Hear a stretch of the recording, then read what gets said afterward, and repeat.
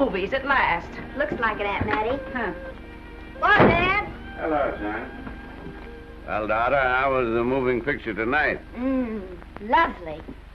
Mice, that's what it was. Just a lot of mice. There wasn't anybody killed in the whole thing. No, well, then I'll stick to these. These don't talk. And that big cluck Norman Maine was in the picture tonight. Never does anything but kiss a lot of girls. Norman Maine is one of the best actors in pictures. You and your movies, that's all you think about. You shouldn't be allowed to go to him at all if you're asking me. Too bad I was so busy in the kitchen. I didn't hear anybody asking you. Hello, Granny. Hello, darling. But of course no one ever listens to me. They do if they're within 10 miles of you. Gadding around picture shows. House all cluttered up with movie magazines. And the other day I caught her talking to a horse with a Swedish accent. Now, sis, we're only young once, you know. Ah, Hollywood. You'd better be getting yourself a good husband and stop mooning about Hollywood. Do you know what she wants to do? She wants to go to Hollywood. I've known it all along. I've seen her making faces in the mirror and talking to herself. That's what comes of your movies.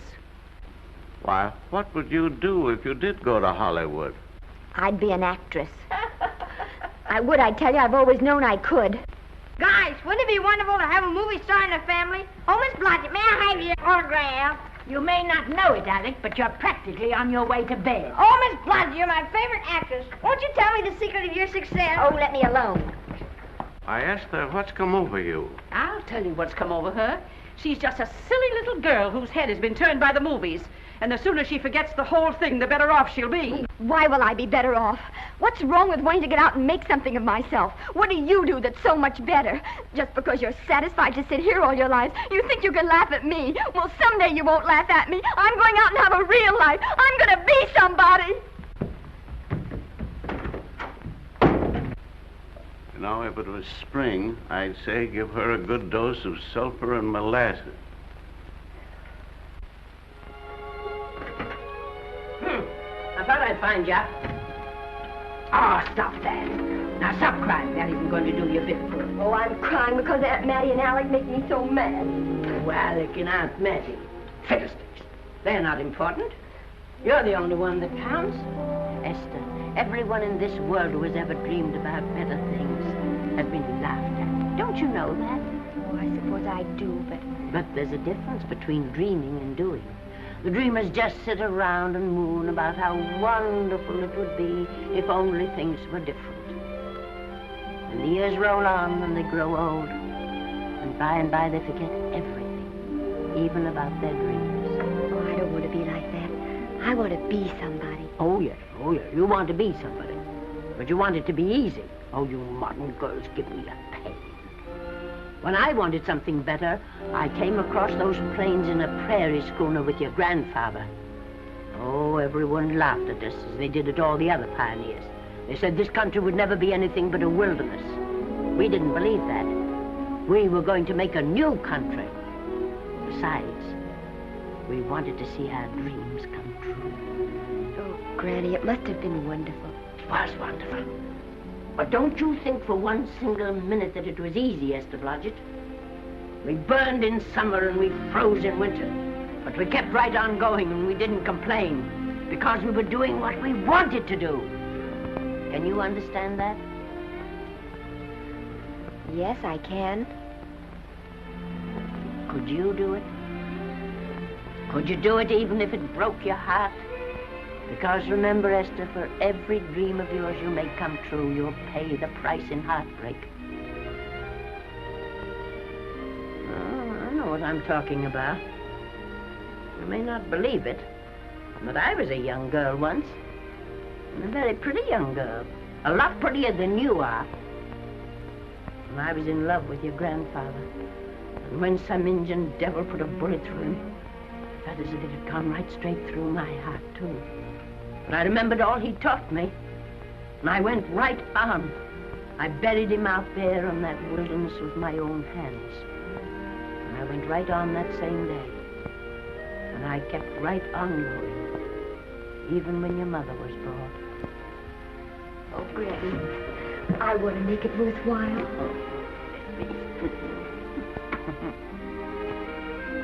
You know, Esther, there'll always be a wilderness to conquer. Maybe Hollywood's your wilderness now. From all I hear, it sounds like it. But if you've got one drop of my blood in your veins, you won't let Mattie or any of her kind break your heart. You'll go right out there and break it yourself. That's your right. Here. Oh, here. Stop that nonsense. Here. Take this and go to your Hollywood. Oh, I can't take your money. Well, why not? It's your savings. Well, I was only saving up for my funeral. Now I don't think I'm ever going to die. Oh, Granny, how can I ever thank you? By giving me your word of honor that you'll never tell a living soul where you got that money. I promise. Remember, if you do, I'll have you arrested for robbing me.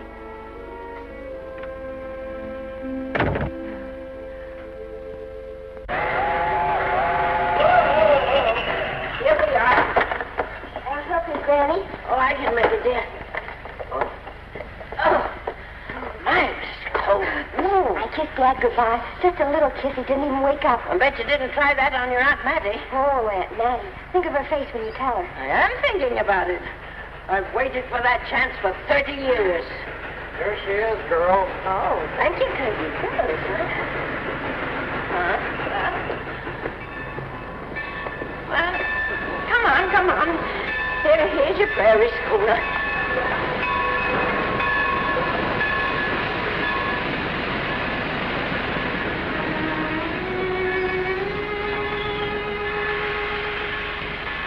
All aboard. Oh, Granny. Go on. Goodbye, Granny. Goodbye. I'll be waiting for you in those movie pictures. Don't tell Mattie. You know, my eyes are not as good as they used to be, but my ears are all right. So you remember, talk up good and loud. All aboard. Bye. Bye. Bye, Granny. Bye.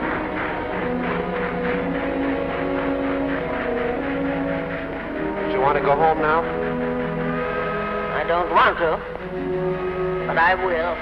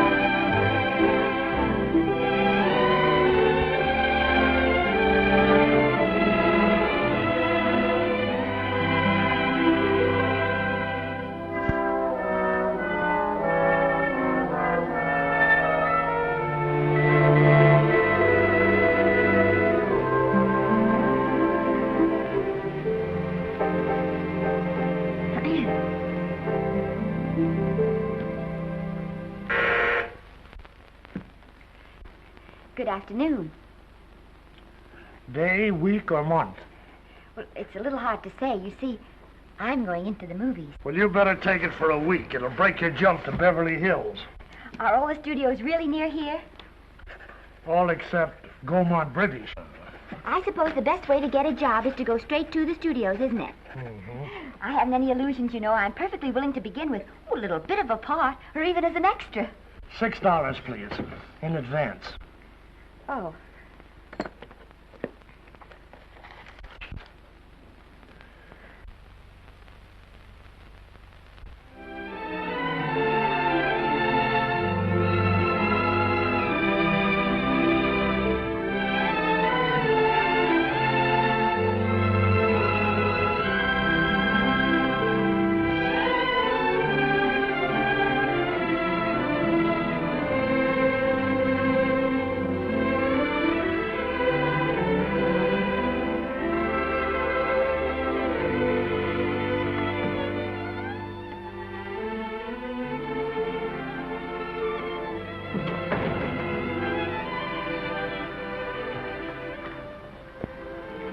I beg your pardon.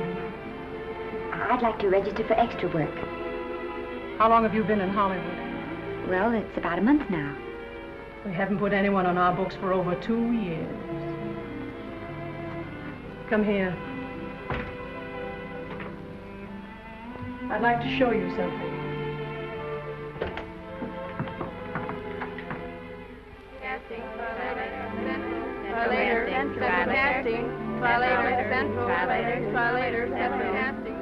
Every time you see one of those little lights flash, it's somebody asking for a job. Every time you hear them say, try later, it means there isn't any job. You can't keep the girls at the switchboard long. They go crazy. Every one of those little lights thought it was going to be a star. Still want to go in the movies?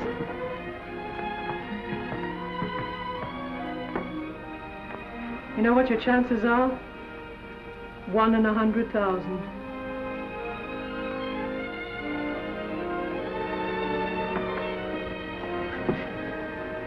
But maybe I'm that one.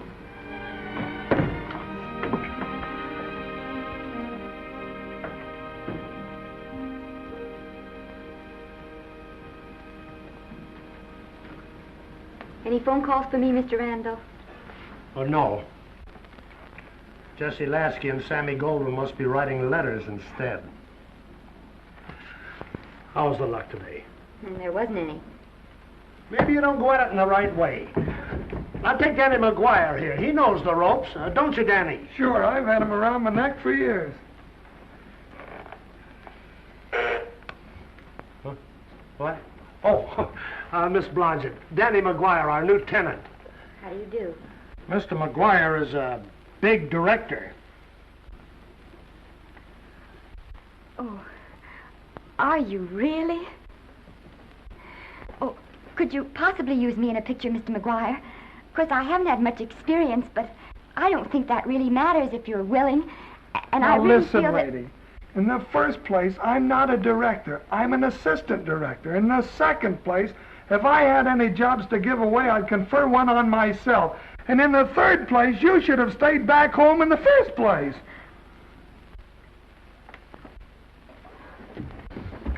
Oh, now look what you've done. Hey, wait a minute. Hey, don't be that way. Don't do that. Gosh, I didn't mean to get tough, but a guy thinks he's being kidded when somebody asks him for a job and he hasn't got one for himself. After all, I'm not a big enough shot to hurt your feelings. I'm sorry. It wasn't just that. It was a lot of things. Looking for a job every day and never getting any nearer to it.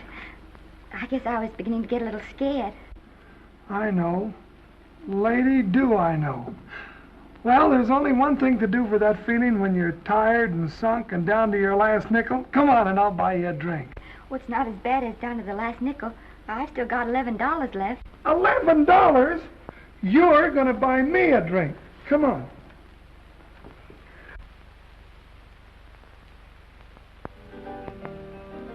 That's right, George. There's nothing like a little rum to take away that milk flavor.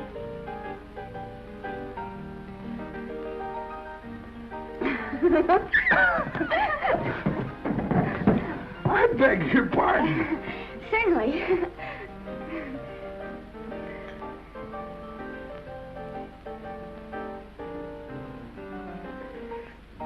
when I sign my contract, the first thing I'm going to do is see that you direct every picture I'm in. That's my pal.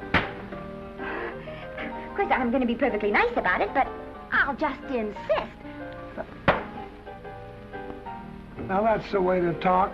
Don't let them lick you. Oh, I should say they can't lick me. If they try anything like that, well, I just won't sign. Now, that's right. What have you got to lose? Another one of these and we'll open our own studio.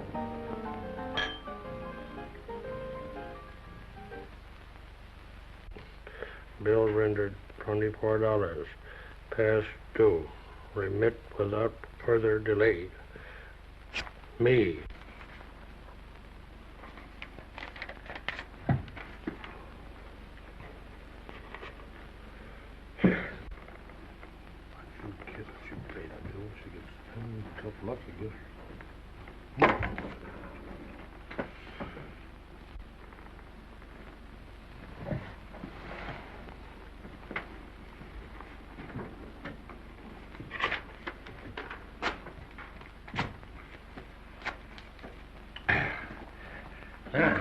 Fifth race. Tri-cat. Who's riding tri-cat?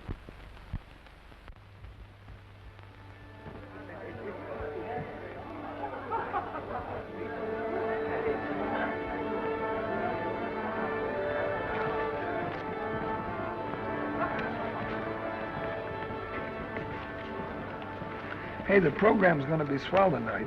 Now, you take this fella Beethoven. I'm a pushover for him.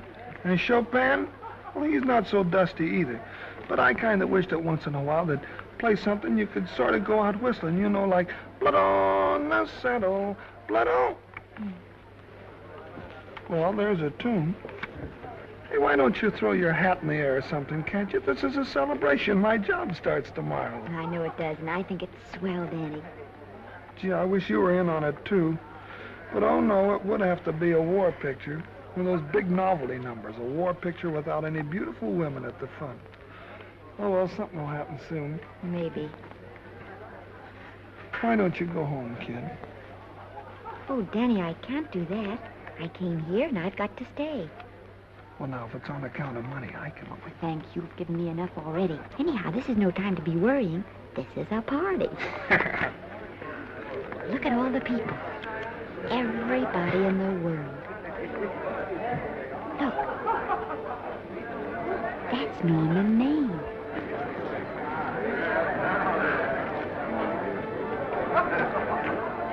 And he seems to have had that one extra cocktail.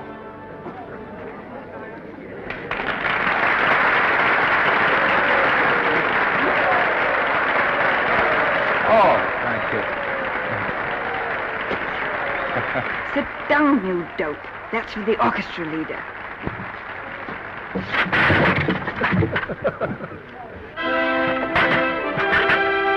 All right. Hello, Norman. Oh, Mr. Maine. Mr. Maine, put your arm around Miss Regis. Adolphe, this is a Hollywood bowl. Oh, afraid of crowds. Go on, get out of here. What's the matter? You getting too big to bother with photographers? Don't want any pictures taken now. Oh, is that so? Well, supposing I take it anyway. If you do, I'll shove that brownie number 2 of yours down your throat. Thank you, Mr. Maine. Norman, stop it! Stop it! Oh, you stop it! Take it easy, Mr. Just calm down. Normie, come back and sit down. Everybody's laughing at you.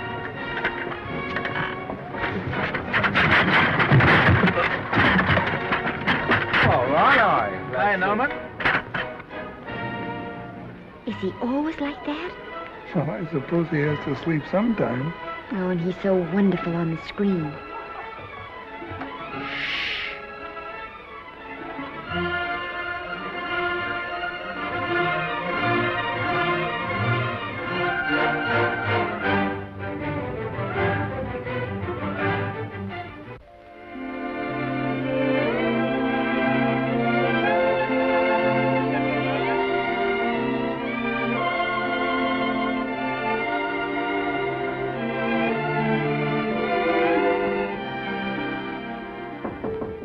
Come in.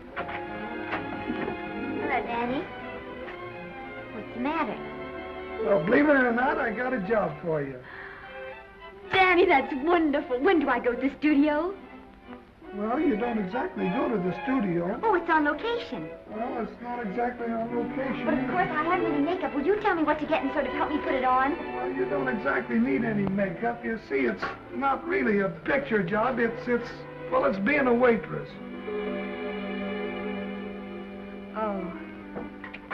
Well, it's kind of a picture job if you look at it right. You said it was a waitress. Well, it's waitressing for Casey Burke, the big director over at our studio. He's giving a party tonight to kind of celebrate on account of finishing the picture, and he wanted me to get him an extra waitress, and it's $5. And I thought of you right away, Esther. That was awfully sweet of you, Danny. Well, there's going to be a lot of big people at Burke's house tonight, and I'll bet you there's any number of big directors, and if you're there, maybe they'll notice you. I could make them notice me. Sure you could, Esther. It's your chance. My chance. All right, Daddy, I'll do it. Oh, but I can't. I haven't got the right things to wear. To wear? Oh, here. Now, you don't think the wardrobe department's right next to my office for nothing, do you? A perfect fit.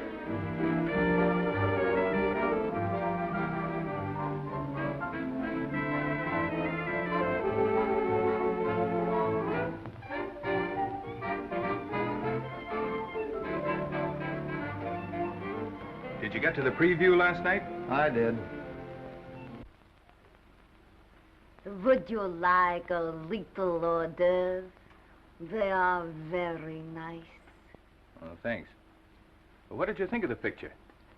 They should have saved it for Thanksgiving. What a turkey.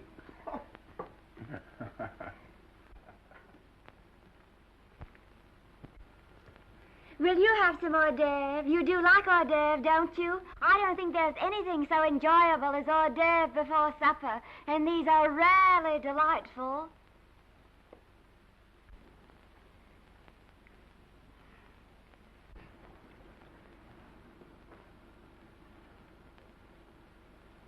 And at the finish, the kid turns around and sings the lullaby to its mother. Pardon the big boys, but would you like a little hors d'oeuvre? They say they're the best in town. Don't tell me. I know. Mae West. That's a great twist. But where are you going to find a 2-month-old baby that can sing? Hello, Oliver. Oh, hello, Casey. You want to fire me now or wait till you see the picture? I'm not a director anymore. I'm a male nurse. What's the matter with the picture? Guy by the name of Norman Maine. His work is beginning to interfere with his drinking. Oliver, don't tell me I'm to direct his next picture, too. Mm-hmm. You were my favorite producer. Now, wait a minute. You just go right on with your directing. I'll take care of these stars. I know how to handle them. I had a serious talk with Norman after that Hollywood boat occurrence, and you don't have to worry any more about his behavior. Excuse me, Mr. Niles. Mr. Libby of your publicity department is on the telephone. He says it's most important, sir. It's about Mr. Maine. Thank you. Oh, it's probably just some little thing. Of course, Oliver. I'll turn on the radio and see if they've called out the National Guard yet. Hello, Libby. What's the good word? Mr. Norman Maine, America's Prince Charming, was apprehended driving an ambulance down Wilshire Boulevard with a siren going full blast. He explained he was a tree surgeon on a maternity case. Well, will it be in the papers? No, it won't be in the papers. But that's a nice, expensive hobby of yours, keeping Mr. Maine's informal entertainments out of the public press. Oh, that's fine work, Libby. Try and see that no one gets to Norman. He's probably home sleeping it off. Oliver.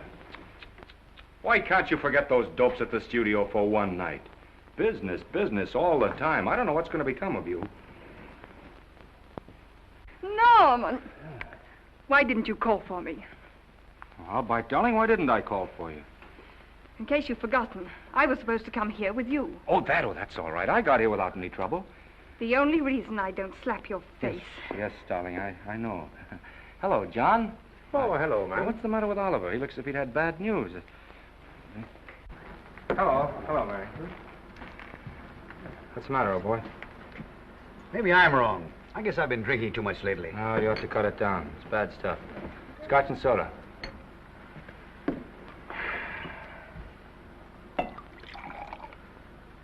Come on.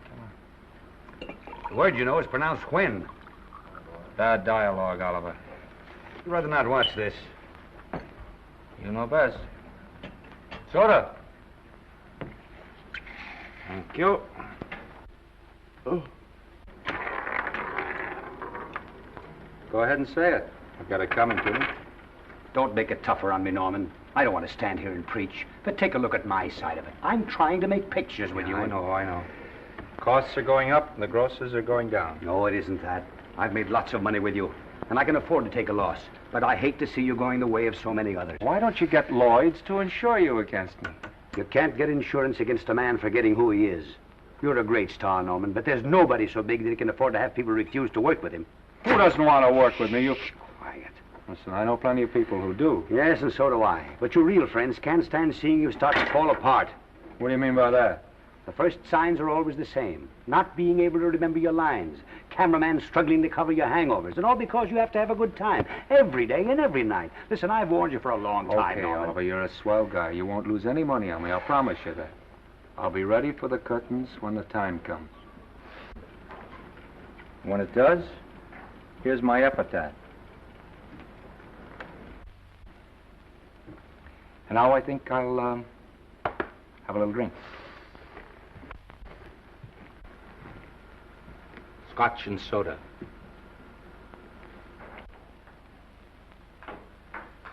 Scotch and soda. Oh.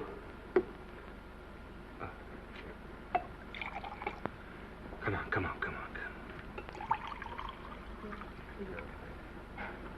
A little soda? Caviar? No, thank you. Yes, pardon me.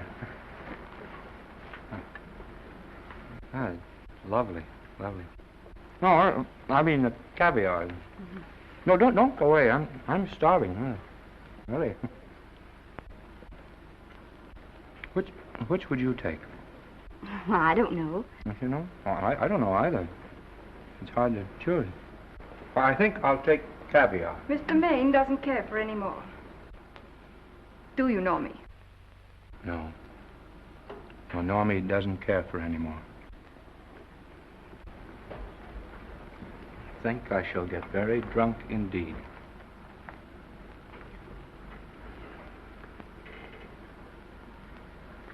Scotch and soda. Sorry, I have something.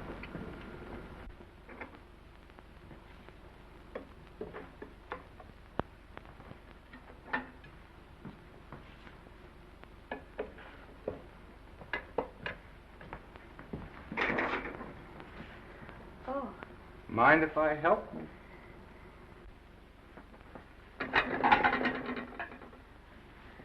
Won't they miss you? Oh, no. They'll just look under the table, and when they see I'm not there, they'll forget the whole matter. Hey, what's your name? Esther Blodgett. My name's Maine. I know. You do?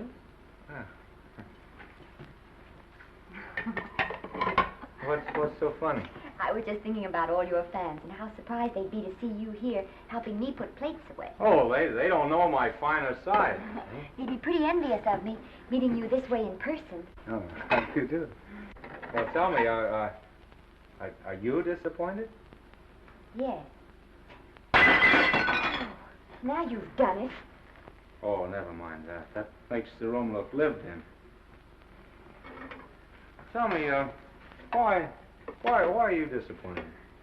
I was sitting behind you at the Hollywood Bowl the night you didn't want to be photographed. Yeah. I'm told I crept into many a heart that night. Oh, I can never explain this. You know, you have very pretty hair. You better get out of here. And a sensitive mouth. And a charming little Precisely why are you here instead of with the rest of the guests? I'm just trying to be helpful. I see. Are you sure there's no other attraction? Well, it might be that my old mania for putting plates away is coming back on me. It's rather odd. I always know where I can find you if there's a pretty girl around. It's not only odd, it's embarrassing. You're being deliberately insulting, Norman. I put up with this for long enough. Dear, don't lose your temper. Remember, we must try to keep the voice low. I know you'll excuse us if we go on with our work.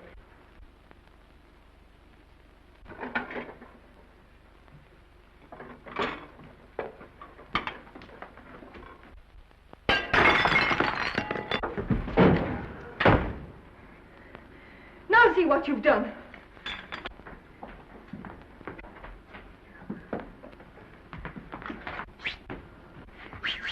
Come here. Help me up. Are you hurt? No more than usual. Come on, the wolves are on us. We gotta get out of here. Oh, I can't. The dishes aren't finished. Oh, yes, they are.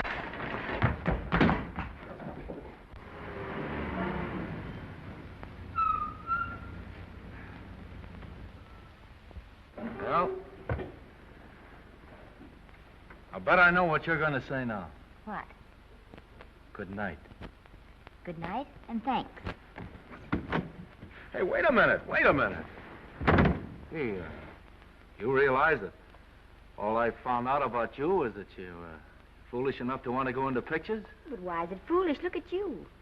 Yeah, that's what I mean. No, I'd rather like to go into this matter a little more thoroughly. Oh, that's awfully nice of you. So why don't we go on up to my place and talk it over? Oh, no. Thank you very much, but I really must say good night. Good night. But you're not angry. No. I'm hungry. Well, why don't you go and get something to eat? Good night, Miss Blodgett. Good night, Mr. Maine. Wait a minute. Peter, the least I can do is to see you to your door. Will I see you again? I hope so. Has anyone ever told you that you're lovely? Well, now you know. Thank you.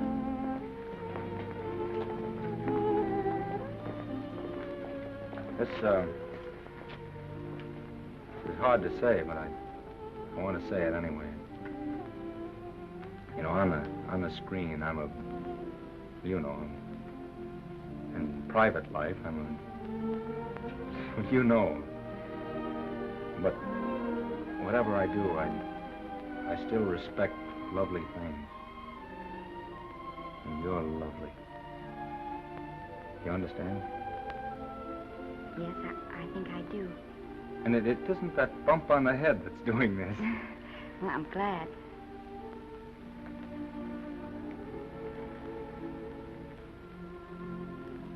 Good night. Good night.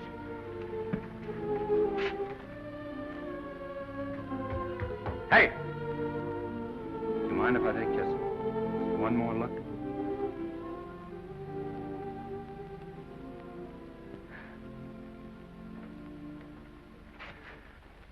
Go away. Quite impossible. I wouldn't even consider it. No.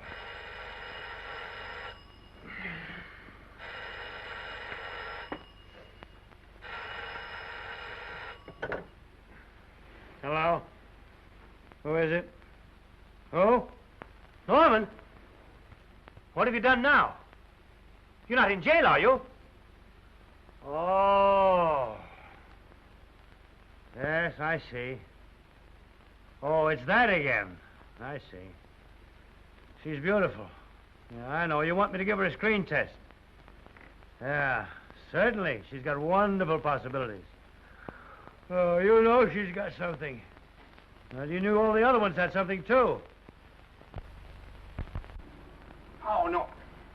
I tell you, Oliver, she's got that sincerity and honestness and sincerity and honestness that makes great actresses.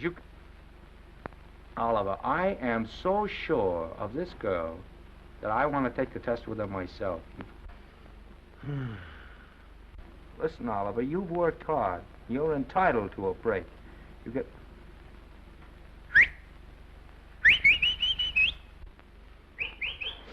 Yes, I heard you. Anything. Yes, yes. Yes. Yeah. Oliver, look. You try to get a little sleep now, old man. Right. All right, boy.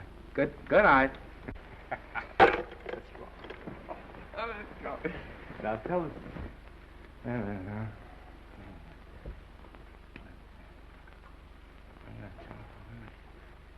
Telephone book. Telephone book. What is that telephone book? Hey, Olive, telephone book. Over here.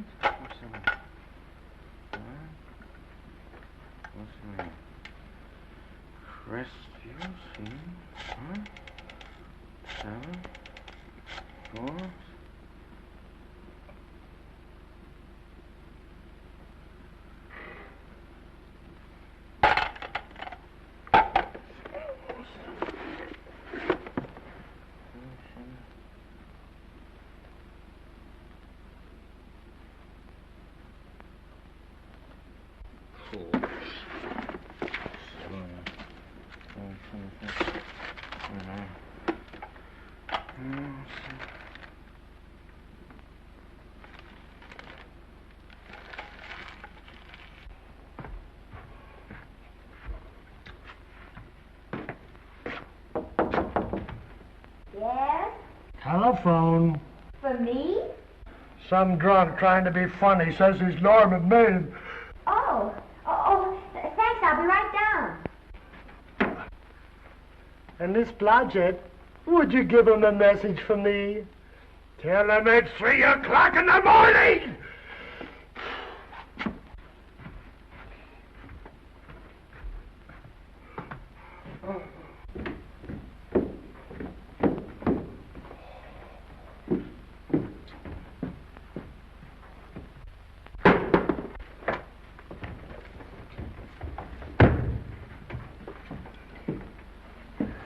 Hello? What? Oh. Oh. Oh. Oh, yes. I'll be there. Oh, thank you.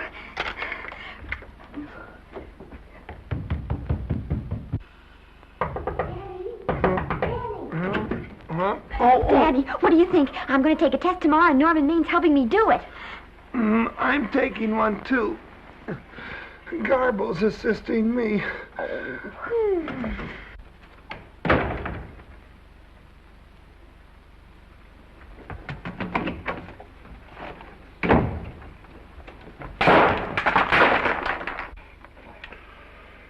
Oh.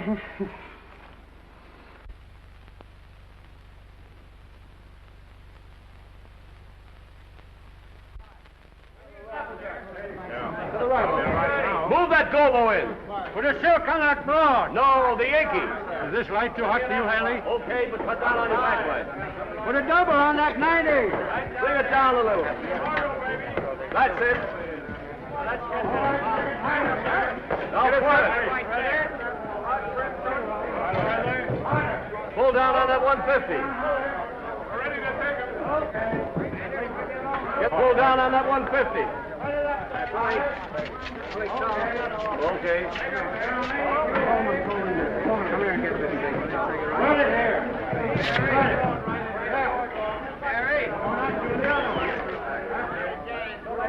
Bring me an apple box. Listen, gentlemen, please, if you don't mind.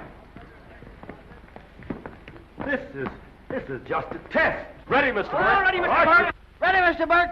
Ready now, Mr. Burke. All ready, Mr. Burke. We're ready now, Mr. Burke. All ready, Mr. Burke. We're ready, Mr. Burke.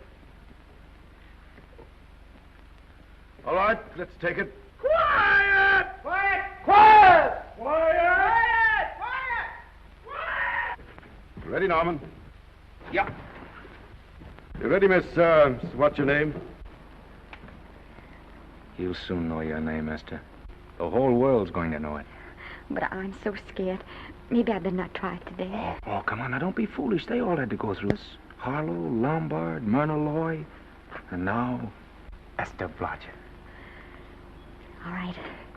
I'm ready. This is the take. Rolling. Quiet.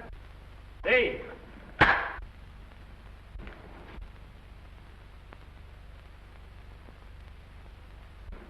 I may as well tell you that my whole organization thinks I've gone a little nuts to sign you. Well, maybe they're right. I've been nuts before. You see, all the experts seem to think that your type is a little mild for present-day taste. But I rather believe that tastes change, like eyebrows. And I think that also, like eyebrows, tastes are going back to the natural. You look like a nice girl. I think I'm going to like you. That's not important. I think the public will like you. That is important. Oh, yes. I see what you mean. I mean, I know it is.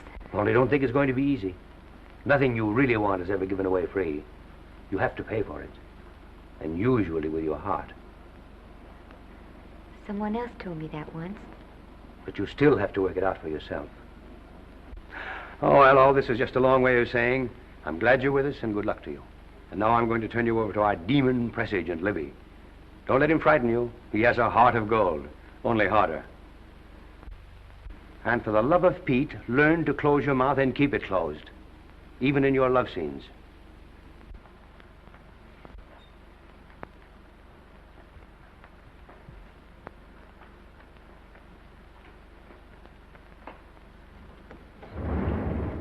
Are you a Russian? No, I was born in Fillmore, North Dakota. Oh, no. First saw light of day in a mountain cabin, a trapper's hut, high up in the Rockies. Go on.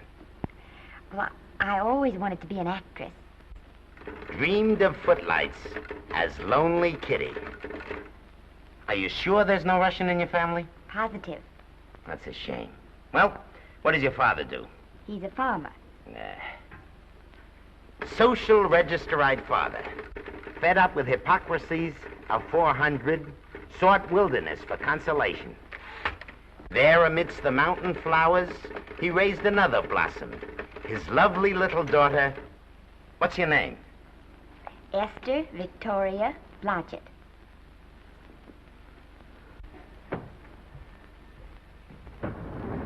Greatly appreciating your attention in this matter, very truly. Do you know what her name is? Esther Victoria Blodgett. Hey, we'll have to do something about that right away. Esther Victoria Blodgett. Well, that Blodgett's definitely out. Let's see, Esther Victoria, Vicky. How about Vicky? Oh, I think that's terribly cute. Let's see, Vicky. Vicky what? Vicky, pronounced Vicky. See, Esther, Besta, Sesta, Desta, Festa. Oh, that's very pretty. Jester, Hester, Desta, Lester. Vicky Lester. Oh, I like that. Say it. Vicky Lester. Say it again. Vicky Lester. Say it again. Vicky Lester. Say it. Vicky Lester. Say Vicky Lester. Vicky Lester. Vicky Lester. Vicky Lester. Vicky Lester. Flash. Oliver Niles Studio discovers new starlet, a Cinderella of the Rockies. Her name is Vicky Lester. Those who have peeked tell me she couldn't be more Devine. The face of an angel and such natural talents. Her voice is a symphony. Her very walk, they tell me, is enough to drive men mad. Not that way. Get the lead out of your feet. Lift them up.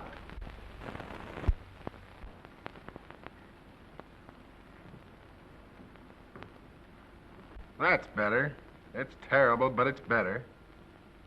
The quality of mercy is not strained. It droppeth as the gentle rain from heaven. Cease. Through the mouth, my child, through the mouth. The nose is for smelling roses. Proceed.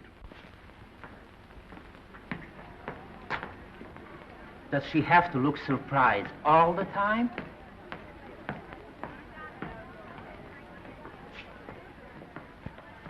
Anyway, it's just a rough sketch. Pretty small mouth, eh? Oh, well.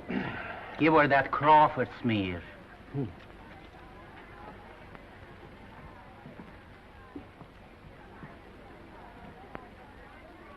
This'll give her that Dietrich. Yeah.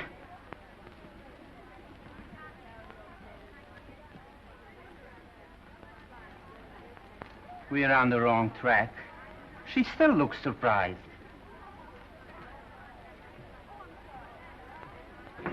Listen, dress people. We're shooting on the set this morning, not in the commissary. Now, come on, snap into it.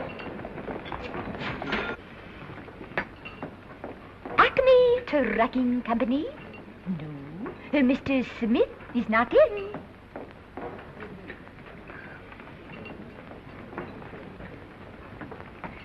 Acme Trucking Company. No. Mr. Smith is not in.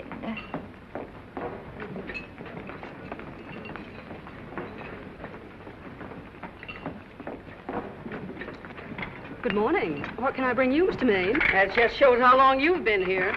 Neighbor, bless you. How soon are you and I going to be married, huh? I don't know. You'll have to ask my mother.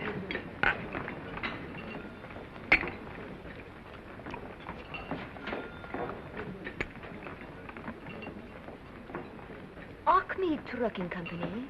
No, Mr. Smythe is not in. Acme Trucking Company? No, Mr. Smith is not in. Acme? No, Smith ain't in.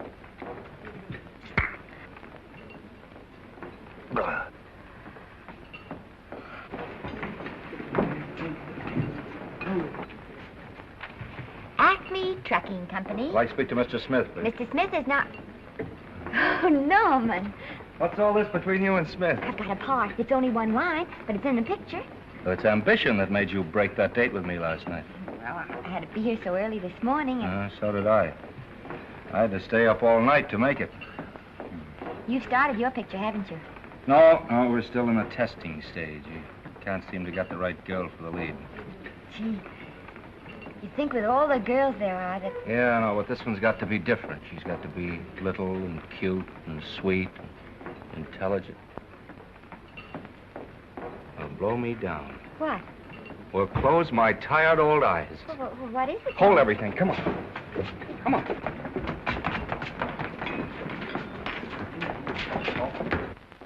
And you've been through the whole casting directory. I work day and night, Mr. Niles. And I'll work with her, Oliver. And I can be mean or nasty or anything you want, Mr. Niles. If she clicks, Oliver, you've got a star overnight. Okay.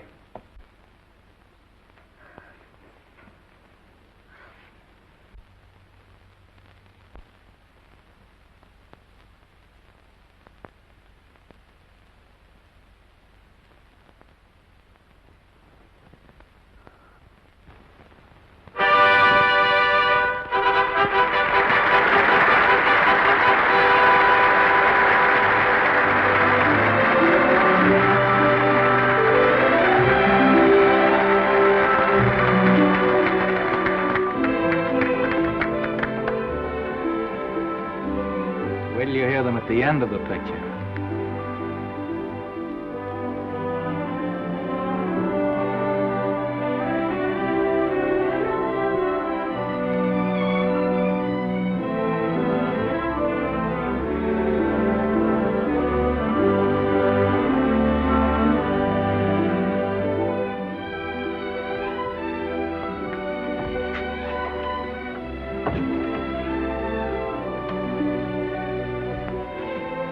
Do you think we were noticed? By no one. They're much too busy playing at croquet.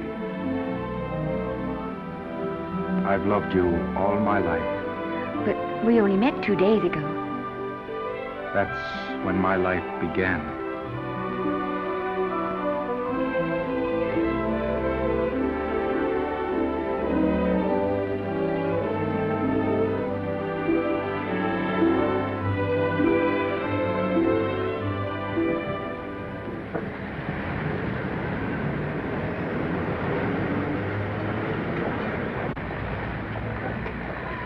she cute? You know, I think she's the same type I am, don't you? I think she's sweet. Well, it's Vicki Lester's picture, all right.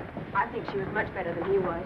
These producers are so horribly dumb. They won't know how good she is. Well, maybe it's because she's a good girl. Oh, Maine's not so bad, but it's Vicki Lester they'll go to see. Isn't she, darling? I think she's the most precious little thing I've ever seen. The knockout, Libby. You might mention that when you write your review. That Lester kid's a gold mine. Didn't you like Norman Maine? Was he in it? Libby, I'm afraid we have another hit. Huh? It's in the bag, neatly tied up with beautiful pink ribbons. Say, where are Norman and Vicki? I don't know. I thought you had them. I wish they'd come. We're having a party at the Trocadero. Isn't it thrilling running away from people? Norman, it's so exciting, So new. A star is born. Come on, run.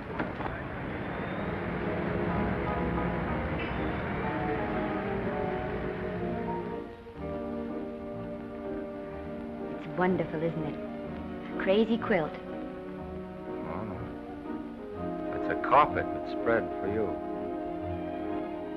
It's all yours from now on, you know? Come, Esther. You're a success. You'll have everything in the world you want. I hope it'll make you happy. Hasn't it you? But then there was one thing I never had. Lots of times I told myself I'd found it, but I always knew I was lying.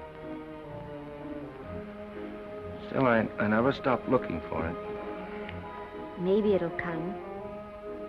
Well, I think it has come, Esther. I only wish it went too late. Oh, but it's not too late. Oh, you can't throw away your life the way I've thrown away mine and have anything left that's good enough. No. You can. Norman, you can. You mustn't tell me that, Esther. I'm so afraid that I'll believe it.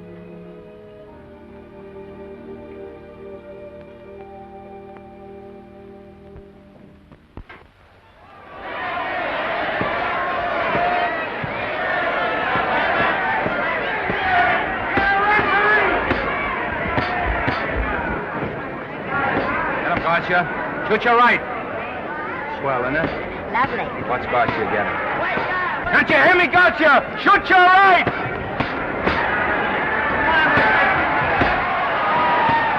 He down! Gotcha got him! Gotcha got him!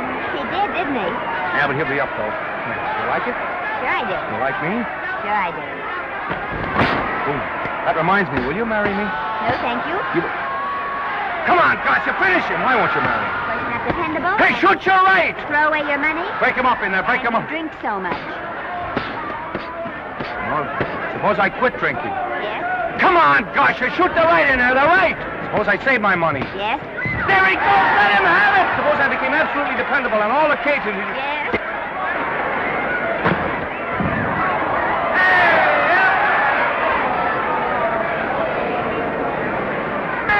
Gotcha, he got him!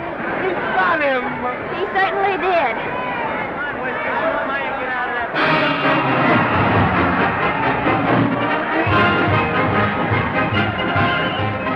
Gee, that was a beautiful fight. Norman. What dear? Oh, that for me if I said I'd marry you? No, certainly not. I was just supposing.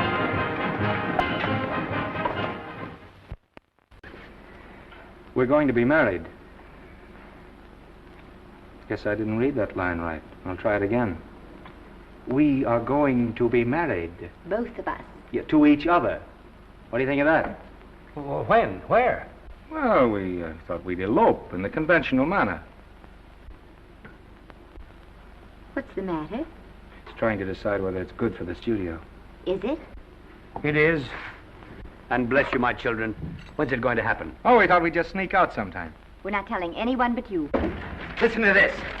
The screen's ideal romance blossomed into breathtaking reality today when Vicki Lester and Norman Maine, America's dream lovers, slipped quietly through the portals of holy matrimony. How does it sound? Horrible. But you see, we're going to elope. Sure you are. It'll be the biggest elopement this town ever saw. We'll get a tie-up with the Army, have you escorted all the way down to Yuma by 20 of their new bombing planes. Is he going with us? Don't you think we can work this thing out better alone? No sense in bothering the happy couple with all the details. I'll see to it that you get a carbon copy of the whole layout. I can hardly wait. I'm sorry we didn't realize that we were in the way. While you're settling the details, you don't mind if I take this woman out and buy her a ring, do you? Sure, go ahead. We want everything legal. That's a charming match. A nice girl like Vicky. And public nuisance #1. Now, wait a minute, Libby. Norman's all right. And if you'll pardon my pointing, Vicky's business is her own. It doesn't require any comments. I wasn't making any comments. I just said it was a rotten shame. So go ahead and plan the elopement. Oh, that elopement stuff is out. You can't get any scope in that. We're going to have a wedding. Where'll we have it? Customary place, I believe, is a church. Nah, it's been done. This has got to be something big. The beach. I can visualize it. The bridesmaids in bathing suits. 20,000 Santa Monica school children spelling out the word love. It's a novelty, but is it big enough? Why not the city hall? A police escort of every motorcycle cop in town. Sirens screaming, confetti pouring out of buildings like the Lindbergh reception in New York, only on a big scale. What's the matter? Isn't it big enough? And now if any man can show just cause why these two may not be lawfully joined together, let him now speak, or else hereafter forever hold his peace. Do you, Alfred Henkel, take this woman as your lawful wedded wife? Will you love, comfort, honor, and keep her in sickness and health as long as you both shall live? I will. Do you, I beg your pardon. Do you, Esther Blodgett, take this man as your lawful wedded husband? Will you obey, serve, love, honor, and keep him in sickness and health as long as you both shall live? I will. Place the ring on her finger. Hurry, please. Now, by virtues of the power invested in me as Justice of the Peace of San Bardo Township, County of Los Angeles, I pronounce you man and wife.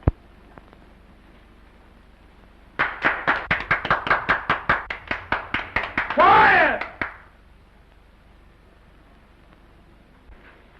And now I must exercise my prerogative of office. I hope you'll be very happy, Mrs. Henkel. Thank you. Thank you, sir. Oh, Thank Danny. you very much. Now, if you'll please sign the license. Oh, yeah. You know, Mrs. Henkel, I can't help but believe I've seen you somewhere before. Oh, really? Well, I believe this is the first time I've ever been in San Bardo. You know, your face is familiar, too, Really? Mr. Henkel. There you are, sir. Thank you very much. Here's your Thank you, receipt. Sir. Thank you. Goodbye. Goodbye. See you again. Yes, goodbye. No, I don't mean I'll see. Oh. Yeah, I think he got by with it. But it was close. That JP was just beginning to remember where he'd seen us. Well, anyway, we got away from Libby. Hello, Toots. If you will be kind enough to glance between my shoulder blades, Mr. and Mrs. Henkel, you will find there a knife buried to the hilt. On the handle are your initials. Lovely to have seen you, Libby. Hold him, wait. Hold him, Danny.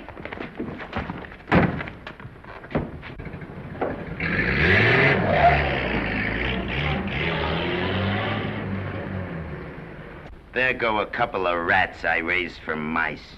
Well, they got a right to get married, haven't they? I haven't got any right to double-cross the public, and I haven't done it yet. Hey! People versus Porky Washington, who is charged with violating Section 600. Young man, you're in contempt of court. Operator, get me the Los Angeles Tribune. I've a good mind to put you under arrest. Wait till I make the score. You wait, too. Tribune, give me the city desk. Johnny, this is Matt Libby. I got a flash for you. Norman Maine and Vicky Lester were married at 2:30 this afternoon. Vicky Lester? Court recess.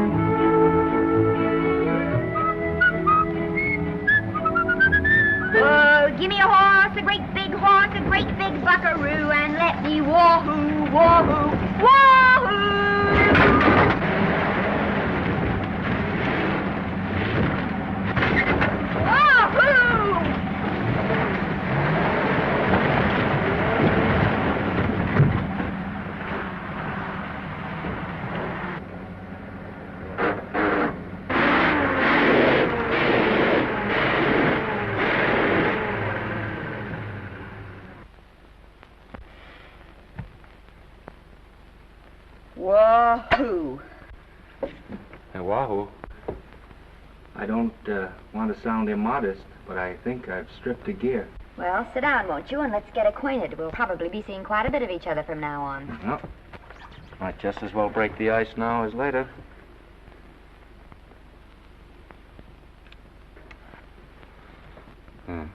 Now we're old friends. Say, have I got time for a shower before dinner? Plenty, if you can find the shower. I never can remember where that thing is. Does it pull out or slide under? Here, I think I can find it. No, it's the linen closet. Here it is. Nice work. Oh, half the time those things are just luck. I'll see if I can disinfect this steak.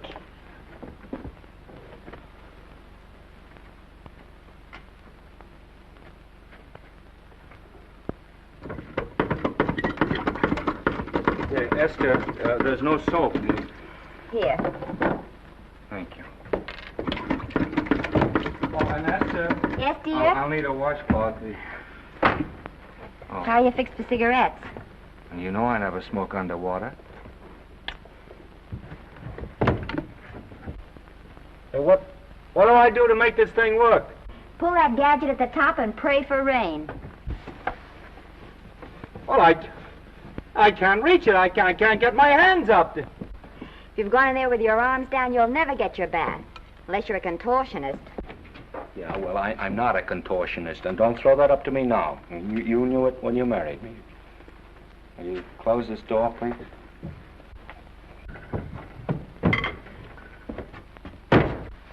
Thank you.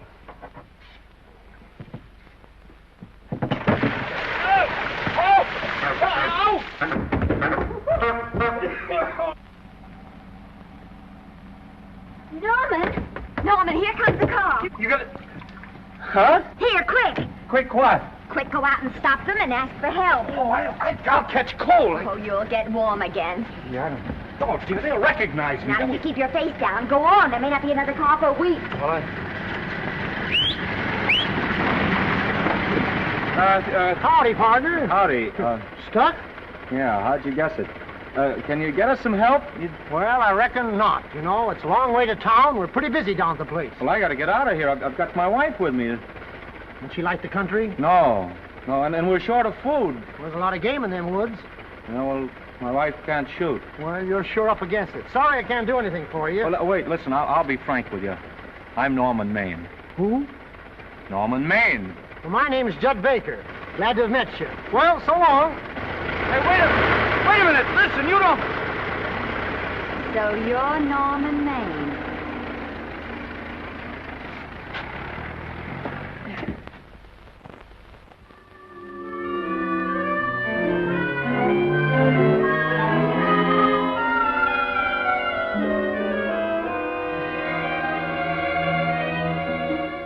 I got my prestige to look out for. I'm supposed to be the best publicity man in the racket, and they laugh themselves sick when I even try to get a decent mention of Maine.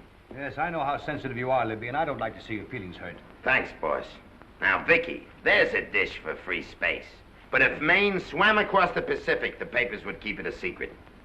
Well, the exhibitors don't like him, the critics don't like him, the public don't like him, and I don't like him. Who likes him?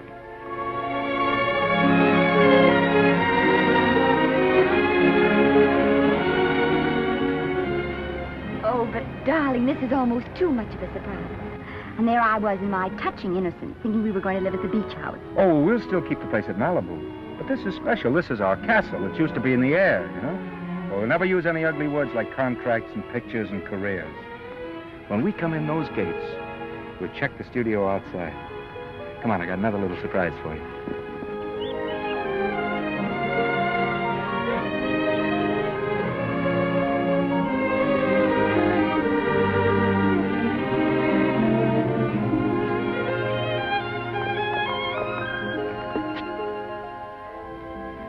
Oh, Norman, it's lovely.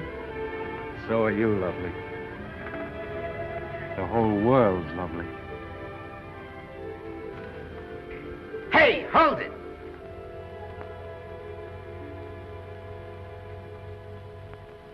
That's it. Caption: Their honeymoon never ends. All right, let's get some pictures. Now, if the bride will sit here and the groom stand behind her, we'll have something unique. Now let's go after something different. You sit down and she'll stand up. Pretty radical, isn't it? Yeah, but in a nice way. Okay, Otto, fire. Caption, their honeymoon begins anew. Ah, the producer. Caption, their honeymoon ceases abruptly. Hello, Oliver, glad to see you. No, I'm glad you're back. Thank you. Vicky, how well you're looking. Hello, Oliver. Am I interrupting? Yes, thank you. Just want a couple more pictures. That's enough of both of them. What they're asking for is exclusives of Miss Lester. Alone. Oh, I see. Well, come on, Oliver, let you and me get exclusive. See you later, Vicky. Oh, don't worry, Otto. My camera smashing days are over. They ain't your only days that are over. Oh, hold that, Miss Lester. Gorgeous. Well, Oliver, how's the dividend situation? Very pleasant. I think we'll show $2 million on the next quarter. Oh, good. Smart move of mine to sell my stock, eh? Oh, well, when you need money, you need it. Well, some people save up for just such an event. You know, there's bound to be a rainy day occasionally. Yeah, but as a citizen of California, I've always refused to admit that. Yes, I know, but still it does rain. Well, anyway, you can thank me for some of those dividends of yours. Mm-hmm. Oh, can't you? Oh, sure. That was a little too quick, Oliver. What's the matter? The Enchanted Hour was a smash hit, wasn't it? Well, it made Vicky a star overnight. Yes, it should have. What about me? Oh, let's talk about business at the office, Norman. Beautiful pool you have here. Beautiful. Oh, now let's talk about it here. Didn't they like me? Well, maybe the part wasn't just right. That was the best part of the year. Look, Oliver. You think I'm slipping? Can you take it? Yeah, go ahead. The tense is wrong. You're not slipping. You've slipped. Oh, my fan mail's still big. Norman. Fans will write to anybody for a photograph. It only costs 3 cents for a stamp, and that makes photographs cheaper than wallpaper. But every 25 cents they pay for a theater ticket buys them the right to be a critic. And your last few performances, Norman, have not pleased your critics.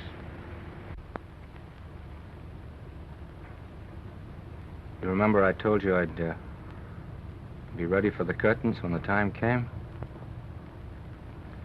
Here it is. Let's call off the contract, no hard feelings. We're not quitting, either of us. There's no explaining these things. We've all seen how the public turns. Maybe we can turn them back. I've got a swell script lined up for you. About Esther. If you think that I'm going to get in her way... Well, as a matter of fact, as it happens, there's no part in this story for her. I'd more or less planned to star her in a picture of her own, with that young Pemberton opposite her. He's coming along nicely. Good for young Pemberton. All right, Oliver. We'll make a try at it. Let's hope it's not too late.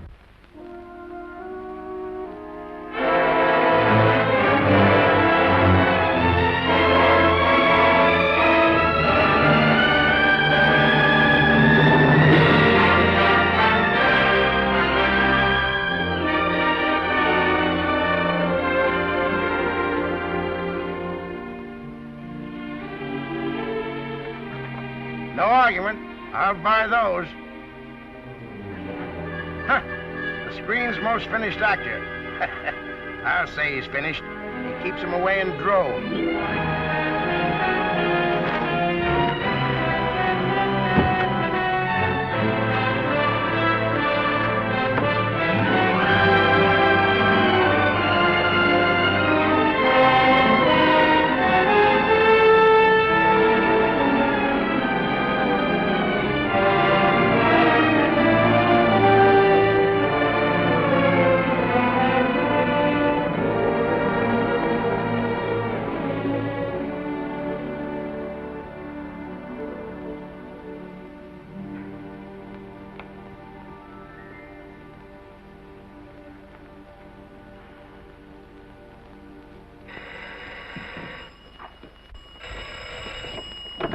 Hello?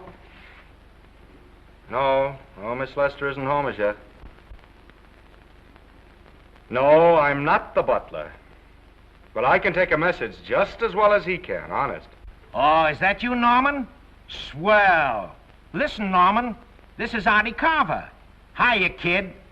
Swell. Say, I hear you're through with Oliver Niles. Is that on the level? Oh, please, Artie. I'm not news anymore. Forget it. Say, what kind of a settlement did you make on your contract? Give me a figure so I can do a story on it. There was no money involved. We just called it quits. Okay, I'll fill in my own figure. Say, by the way, I've been trying to get an interview with Vicky for 2 weeks, but she's always busy. How about you giving an old pal a break by speaking to her for me? Sure, I'll ask her. Swell. So long.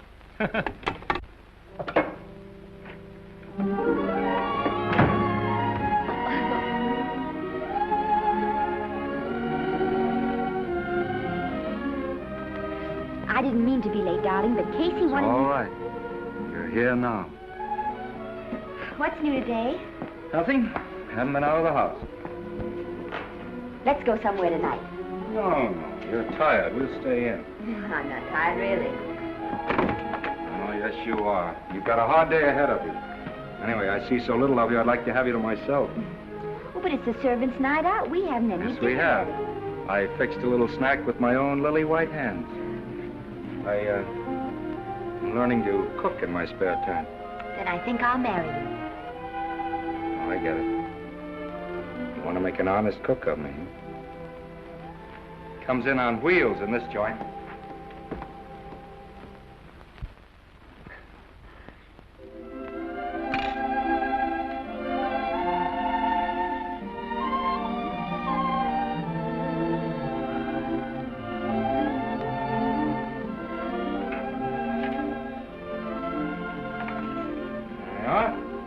How's it look? Wonderful. Huh? That's what I thought. Now then, don't be formal, just pitch in. Yeah?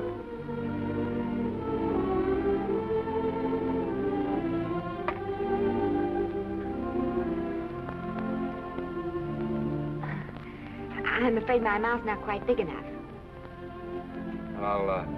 I'll measure it next time and make them to size. A little hard to lift, too. In fact, I think I'll take those measurements right now.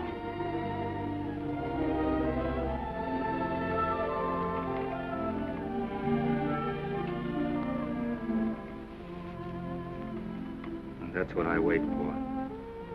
All day.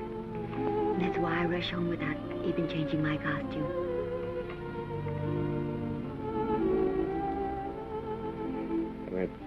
We're forgetting that we're hungry. Would you like a sandwich? Thank you. I still have a little work on this one.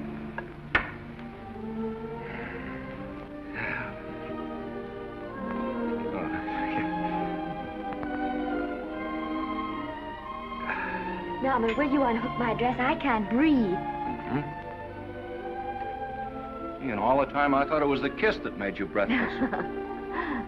A lot of hooks, hmm? Uh-huh. Why don't you have a zipper? That's a good idea. You got it? Oh, yes.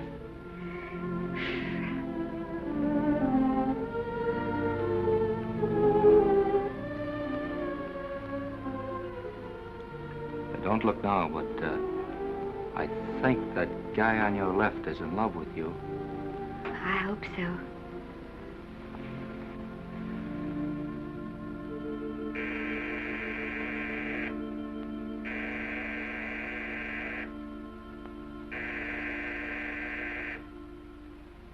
It's the doorbell. Is it? Maybe they'll go away.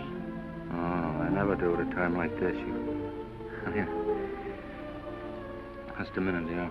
I'll be right back.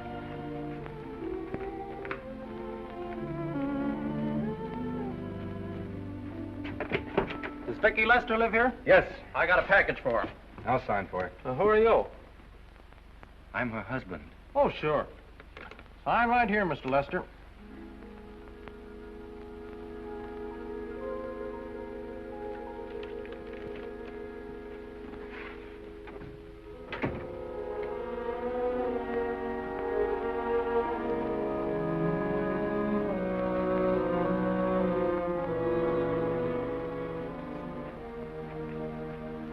Package for you.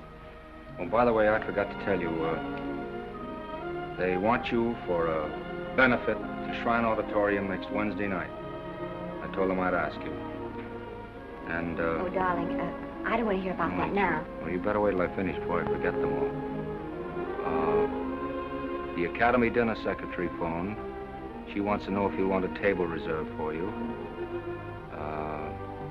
Oh, yes, Artie Carver called and asked if I'd use my influence with you to get him an interview. I told him I'd try.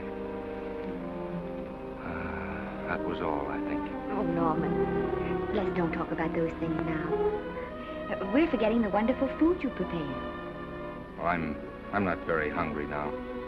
I think I'll fix me a little drink, But, Norm...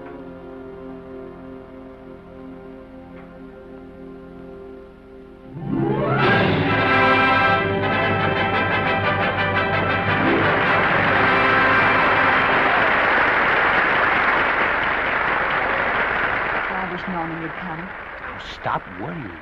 And think how nice that statuette's going to look on your mantelpiece. Do you suppose anything's happened to him? But of course not. He's just been held up in traffic. You think about that statuette. And now we arrive at the climax of the annual dinner of the Academy of Motion Picture Arts and Sciences, the highest award within our power to bestow. We have already applauded with our hearts as well as our hands, while awards have been given those gentlemen who during the past year have rendered distinguished service to the motion picture industry. We now pay honor to the ladies, or rather to one lady. We offer to her the Academy Award for the finest performance of the past year. She has already had the world's acclaim, but this is the tribute of her fellow workers, the men and women of this industry. It is not only my pleasure, but my privilege to present this award to the actress who created the unforgettable Anna in Dream Without End, Miss Vicki Lester.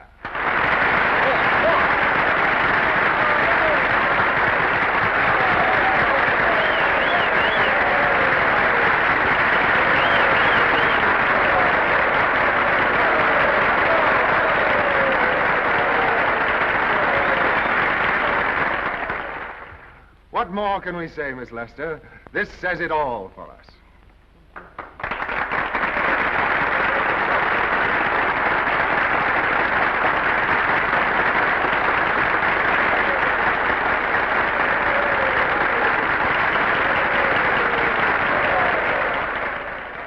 Ladies and gentlemen, when something like this happens to you, and you try to tell how you feel about it, you find that out of all the words in the world, there are only two that really mean anything. Thank you. All I can do is to say them to you from my heart. All I can do is to keep on saying them. Hey, that's fine. Oh, this thing. That's a very pretty speech, my dear. Very pretty. You said the right thing. I want to be the very first one to congratulate you on that valuable little piece of bric-a-brac. Now I want to make a speech. Gentlemen of the Academy and fellow suckers, I got one of those once for a best performance. They don't mean a thing. People get them every year. What I want's a special award, something nobody else can get. I want a statue for the worst performance of the year. In fact, I want 3 statues for the 3 worst performances of the year, because I've earned them. And every single one of you that saw those last masterpieces of mine knows that I've earned them. Libby, start the music. What I'm here to find out is, do I get them or do I get them? Now answer yes or no.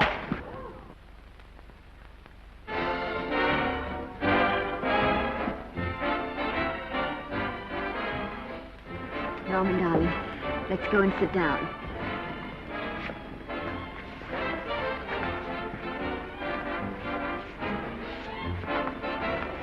Come on, Norman, sit with us. Glad to see you, Norman. Hello, Norman.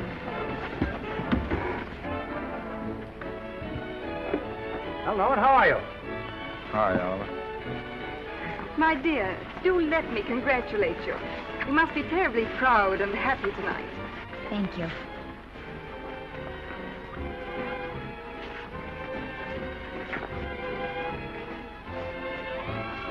Somebody give me a drink.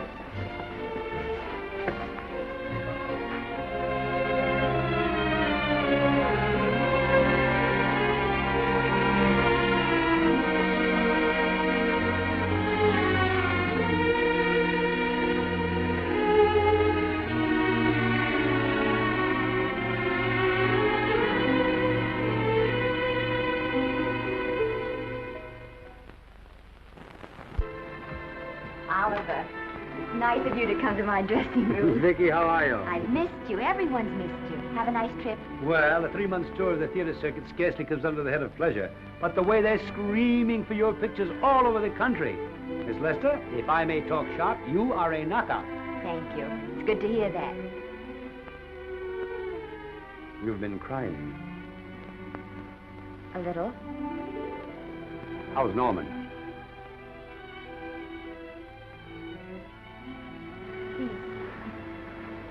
Well, he's trying awfully hard, Oliver. Letting Norman leave this studio was the hardest thing I ever did. There was nothing else I could do. I know. Has he been... Is he all right? He's gone to a sanitarium. He really wants to stop drinking. And I think he could only... Well, perhaps if he could start working again, there would be some encouragement. Oh, Oliver, could you do that? Yes. Oh, thank you. But he mustn't ever know I told you. He won't know, and you mustn't worry. I want you to keep up your good work in this picture. I'll try, Oliver. That's the one thing I can do for you.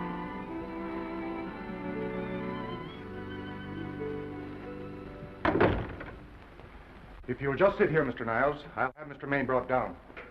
Thank you. Brought down.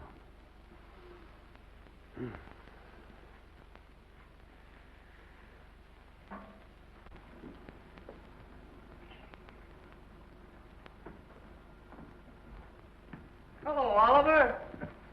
Welcome to Liberty Hall. Hello, Norman. Well, no, Mr. Niles isn't slipping me a case of scotch, Cuddles. This is just a handshake. This is Cuddles, Oliver, my social secretary. We go everywhere together. How are you feeling, Norman? Fine. Getting along remarkably well, Cuddles tells me. He says you ought to see some of the boys. Let's sit down. Yeah. Cuddles, we really don't need you. Touching, isn't it? Can't bear to have me out of his sight. Are you comfortable here, Norman? Comfortable. It's positively luxurious. They even have iron bars in the windows to keep out the draft. How much longer are you going to be here? Oh, well, I'm really cured now. I'm just staying on for an extra week or two to get in good shape, you know. After all, there's no particular hurry to return to the cameras. That's what I wanted to talk to you about. I've got a script with a fine part for you in it. Gee, Oliver, that's great. That's great. Who plays opposite me? Well, it is not exactly the lead. Young Pemberton's doing that. But I tell you frankly, I consider your part better than the lead. Oh, I see. It's better than the lead. Well, of course, it isn't terribly long. But it's one of those parts that makes an impression on you. They'll be thinking about you all through the picture. Mm-hmm. Well, the thing is, Oliver, I'm pretty well set at another studio. I'm not at liberty at the moment to tell you which one. You know yourself how those things are. Of course. But it's a big picture. It's one of the biggest of the year. Mm-hmm. And the part. Every actor in Hollywood would give his teeth to play it. See. Well, that's fine, Norman. Naturally, that will tie you up for a while. But we won't get to this picture for some time. And perhaps, if you want to consider it for later on, well, we'll be... I'll tell you, Oliver, you'd better not count on me. See, I've got several pictures lined up after this one. Then they're talking to me about England. You know, they're doing some very interesting things over there, you know. Mm-hmm. Hey. What is it, Cuddle? Speak right out. We all love you. Your dinner. Oh, here we dine at 5:30 here. It makes the nights longer. Well, goodbye, Norman. I'm glad to see you getting along so well. Be out in no time. I'll have to introduce myself all over to a lot of people. They won't know me when I'm not drinking. Goodbye. Bye, Norman. Thanks for dropping in. That's Yeah. Well, Cuddles? Alone at last, eh?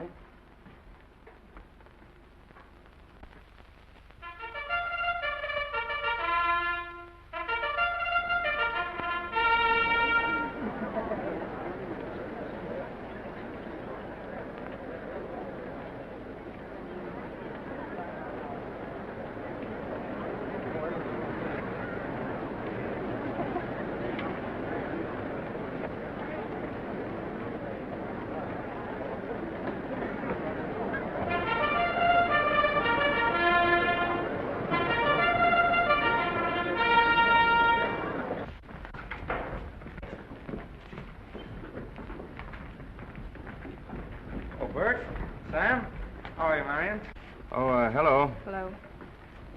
Hello, Normie. Glad to see you. How I hate to run into these has-beens. They give me the creeps. Me too. He was good while he had it. And he had it quite a while. Hello. Hello, Mr. Maine. I haven't seen you in a long time. Oh, I've been resting. Ginger ale, please. Ginger ale and what? Ginger ale and ginger ale. A new leaf? A whole new book. Thank you. Scotch straight. Hello, Libby. Why, it's Mr. America of yesteryear. Do they let you wander about now without a keeper? Oh, sure. I'm a trustee now. Didn't expect to find you at Santa Anita. What do they do with the actors while you're away? Oh, they cut them into slices and fry them with eggs.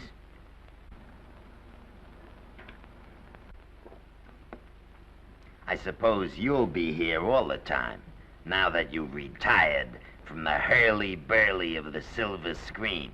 Well, we're living down in Malibu now. Pretty lonesome with Esther away working all day. Well, I wouldn't squawk about that if I were you. It's nice to have somebody in the family making a living. Oh, wait a minute, Libby. I don't want to forget that we're friends. Friends, my eye. Say, listen, I got you out of jams because I had to. It was my job, not because I was your friend. I don't like you, and I never have liked you. Nothing made me happier than to see all those cute little pranks of yours finally catch up with you and land you on your celebrated face. Where do you work, Libby? Always wait till they're down, then kick 'em. I don't feel sorry for you. You fixed yourself nice and comfortable. You can live off your wife now. She'll buy you drinks and put up with you even though nobody else will. We're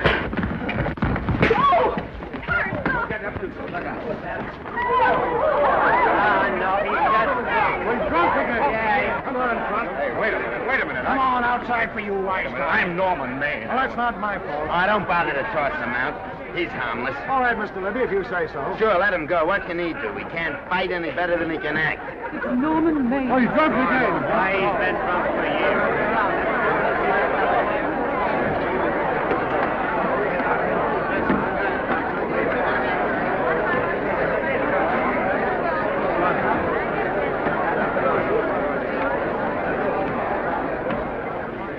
Give me a scotch. Double. Leave the bottle here.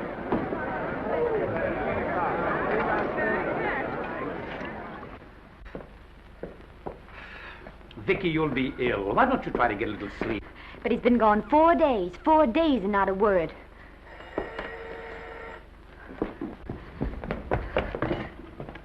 Oliver, I can't. I just can't. Hello? No, this is Oliver Niles speaking. What? Where? Thank you. What is it? Nothing. Oliver, tell me. He's in the night court. He's been arrested on a drunk charge. Now, he's all right. He isn't hurt. I'm going right down and get him out. I'm going with you. Vicky, it isn't any place for you, and if it gets in the papers, What do there'll I be... care about the papers? I'm going with you.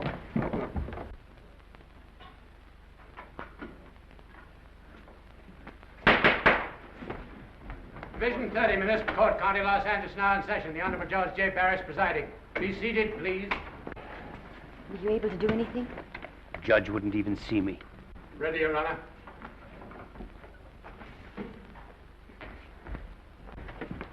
I want to advise you that you're entitled to be represented by counsel, to be confronted by the witnesses that may testify against you, to compel witnesses to attend on your behalf to a public and speedy trial by the court or by a jury, and the right to be admitted to bail. Call the first 5. Gregory, Bales, Maine, Rodriguez, Johnson. Come on, boys, step in.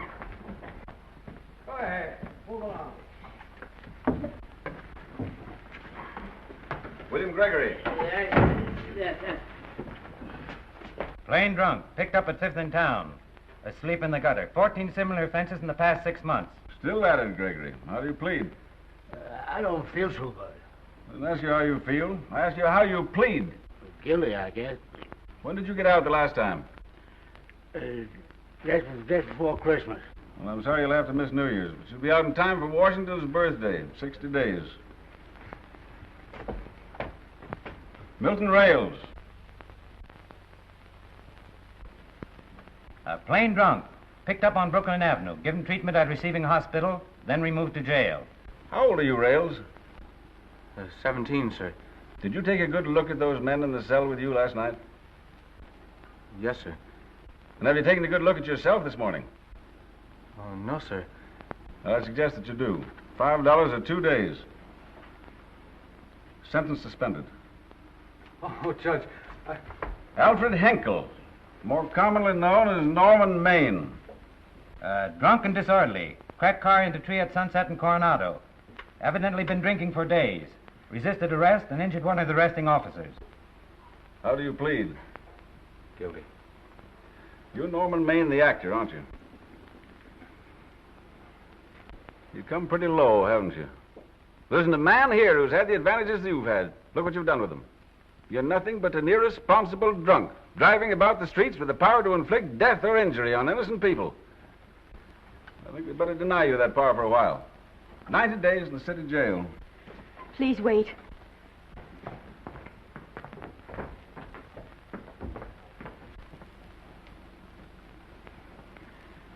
I'm his wife.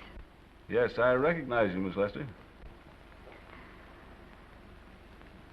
Please, Judge. I promise you this won't happen again. I'll be responsible for him. If you just won't send him there. You realize that this man, when drunk, is obviously a menace to public safety? And you realize, too, Miss Lester, the responsibility you'll be assuming to this court and to the Commonwealth? I do. Sentence suspended. Prisoner remanded to custody of wife. Thank you. You can get him at the jail entrance, madam. Jose Rodriguez. Plain drunk, picked up at 1st in Maine. 2nd offense. How do you plead? I think I'm guilty, Your Honor. 60 days.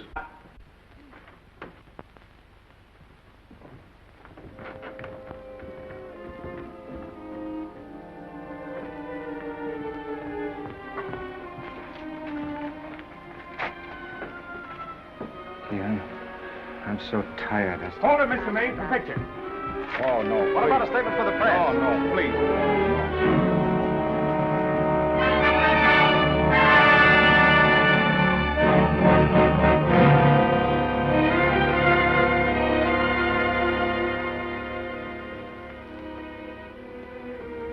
He's still asleep.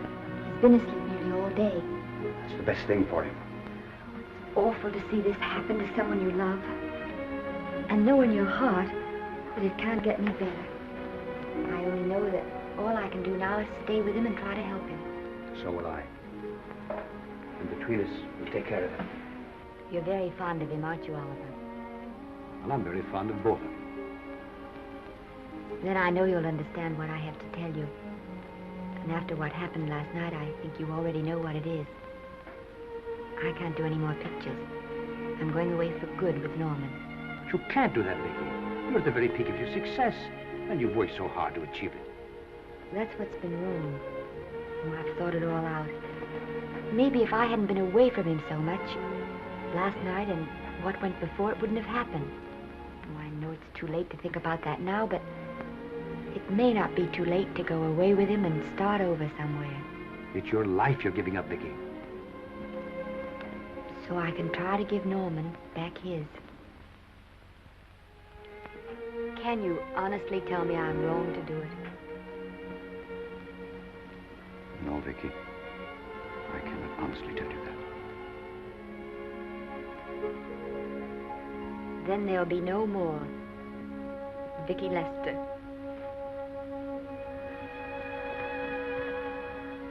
Come on, walk to the door with me.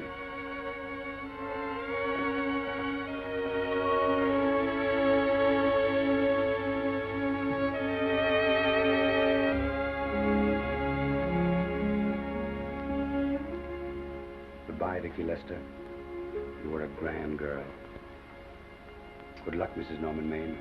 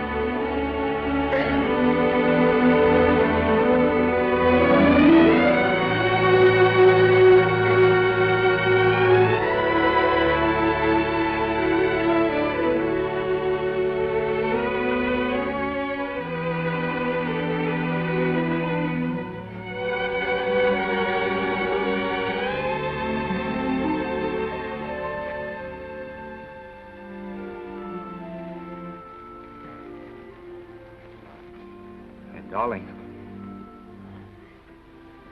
this is Maine coming in to apologize again. I'm sorry, dear, but it isn't you. What other troubles have you got? None. I was just playing a scene with myself.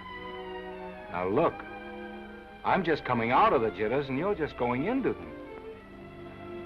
This is a swell household. Isn't it? I'll tell you what we'll do. I'll promise to brace up if you'll go on the wagon. I guess I have been drinking too much. You know what I'm going to do? I'm going to be an athlete. You mean with great big muscles and everything? Well, roughly speaking. Gonna join the YMCA? It costs too much. And I'm going wading out in our front yard. Now? Sure. Would you like me to go with you? Sure, if you'd like to. No, me.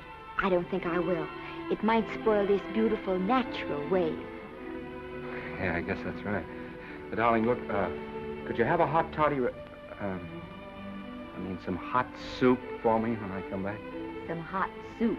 Yeah. And I'll make some of those nice sandwiches. Norman, do you have to?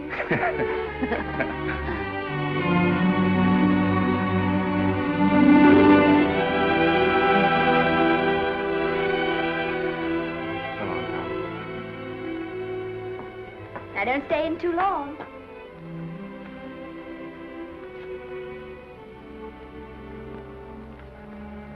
Hey! You mind if I take just one more look?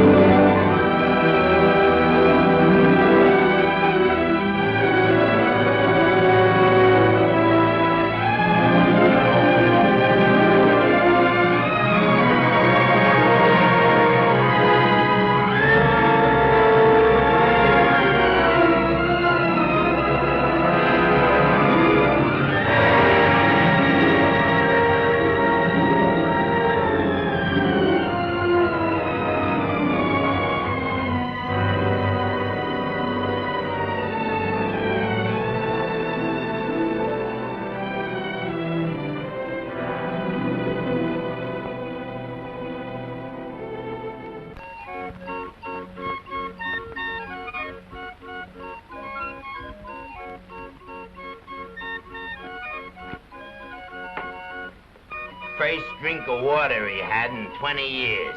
And then he had to get it by accident. Pardon me. How do you wire congratulations to the Pacific Ocean?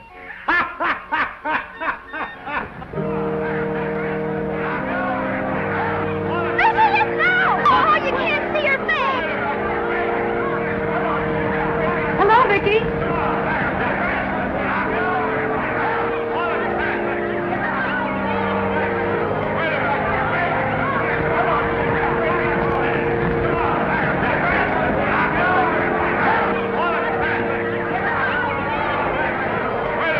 Can't you? Come on, Vicky, let's see your face. Vicky, will you sign my book for me? Write this is Norman Maine. Don't you care, Vicky? You get over it.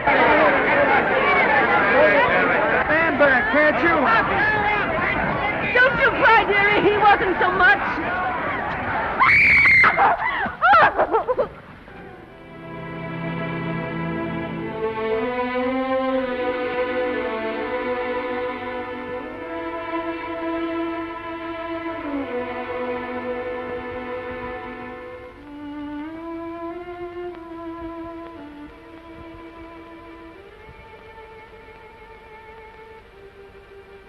Do you mind if I take just one more look?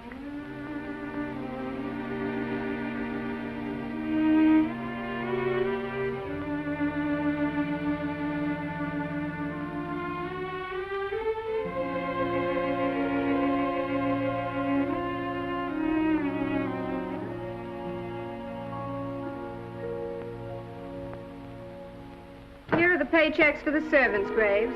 You'll find a very nice bonus in each one. Miss Lester asked me to thank you for your kindness and service. If there's anything I can do for the little lady, I should be glad to do it. She would appreciate your attending to the closing of the Beverly Hills house. Put down those trunks.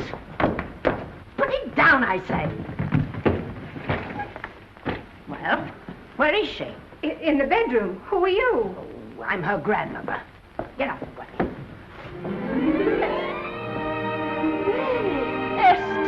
Granny, darling.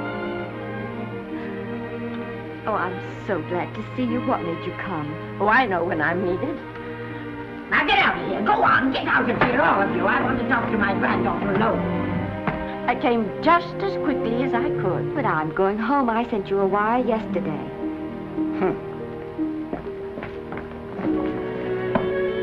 Sit down.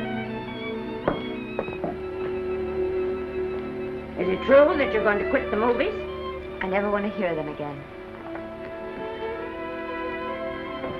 What are you running away from, little girl? I'm not running away. It's just that I can't go on. My heart isn't in it anymore. Once I told you, if you get what you want, you have to give your heart in exchange. And you said you were willing. Do you remember? I remember. It seems to me that you got more than you bargained for. More fame, more success, even more personal happiness. Maybe more unhappiness. But you did make a bargain. And now you're whining over it. I don't think I'd feel so very proud of myself if I were you, Esther. I'm not, Granny. But my mind's made up. Oh, and I'm sorry I gave you the money to come out here. It just wasted. Oh, but Granny... I was proud of you, Esther. I was proud to be the grandmother of Vicky Lester. It gave me something to live for. Now I haven't anything. I know. Oh, I want to be strong, but I can't go on. I can't. You must. Tragedy is a test of courage. If you can meet it bravely, it will leave you bigger than it found you. If not, then you'll have to live all your life with a coward. Because no matter where you may run, you can never run away from yourself. I never knew Norman Maine. He wrote me a very sweet letter when you were married. He said you told him how much I meant to you. And I know just how much you must have meant to him. You know, Esther, I can't believe that wherever he is, he can be very happy, knowing that his death broke the spirit of the little girl he praised me so highly for raising. And I can't believe that he can be very proud, knowing that all his great love did for you was to make you a quitter. The car is ready, Miss Lester. We'll have to go now to make the train.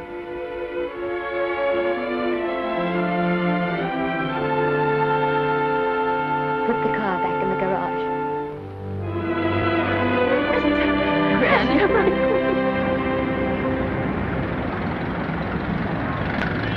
The entire picture industry has come to the Chinese theater for this opening tonight.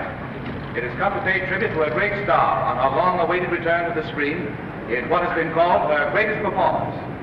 It has come to pay tribute to the girl herself, the girl who has won the heart of Hollywood, the girl who has won the heart of the world, Miss Vicki Lester.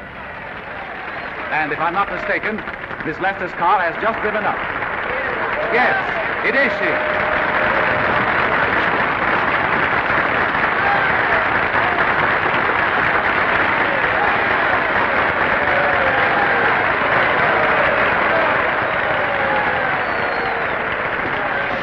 This doesn't scare you too much. I scare very slowly, young man. Big smile, folks, please.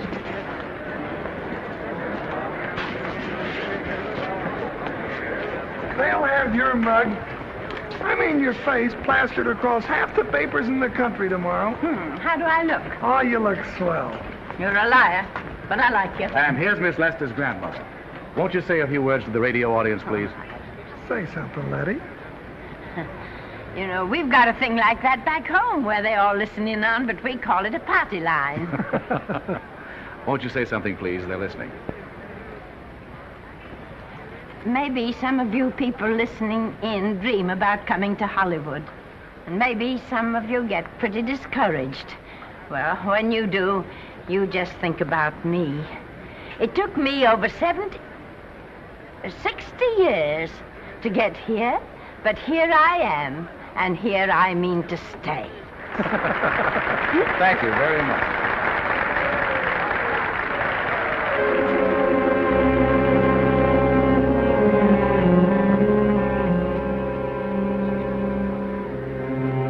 Miss Lester.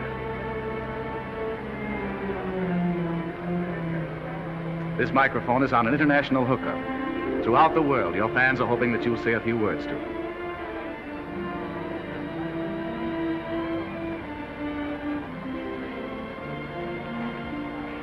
Hello, everybody. This is Mrs. Norman Maine.